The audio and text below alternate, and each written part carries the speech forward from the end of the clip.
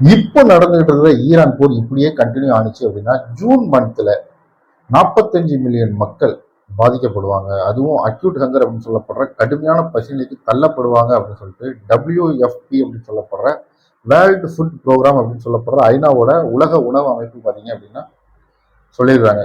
இந்த WFPயில் உள்ள deputy managing director Charles கக் அவர் தான் பார்த்தீங்க அப்படின்னா ஜெனிவாவில் வச்சு இதை பற்றி பேசியிருக்கிறார். மொத்த உலக மக்கள் தொகையில கிட்டத்தட்ட 319 மில்லியன் மக்கள் இந்த ஹங்கரால பாதிக்கப்பட்டிருக்கிறாங்க, இந்த பசினால பாதிக்கப்பட்டிருக்கிறாங்க. இப்போ ஈரான்ல நடக்கிற போர் காரணமா இன்னுமே ஜூன்ல பாத்தீங்க அப்படின்னா ஒரு 45 மில்லியன் மக்கள் பாதிக்கப்படுவாங்க. ஸோ மொத்தம் 364 மில்லியன் மக்கள் இதனால பாதிக்கப்படுறாங்க.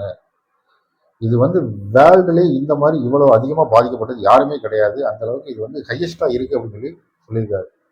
இந்த அக்யூட் ஹங்கர் அப்படின்னா என்ன அப்படின்னா, பல நாள் சாப்பிடாம பசியில இருந்து அடுத்த செகண்ட்ல உயிர் போயிருமோ அப்படிங்கிற கண்டிஷன் இருப்பாங்க. இவங்க தான் அக்யூட் ஹங்கர் அப்படின்னு சொல்லி சொல்லுவோம். இவங்க சாப்பிடாம இருக்கிறதுனால ஊட்டச்சத்து குறைபாடு வரும், உடம்பு பலவீனமாயிரும், அதுக்கப்புறம் நோய் வர ஆரம்பிச்சிடும்.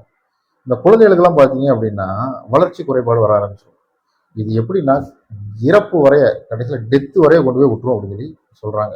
இதனால அதிகமாக பாதிக்கப்பட போறது யாருன்னு கேட்டீங்கன்னா ஏழை மற்றும் வளரும் நாடுகளை சார்ந்த மக்கள் தான் பாதிக்கப்படுவாங்க அப்படின்னு சொல்றாங்க.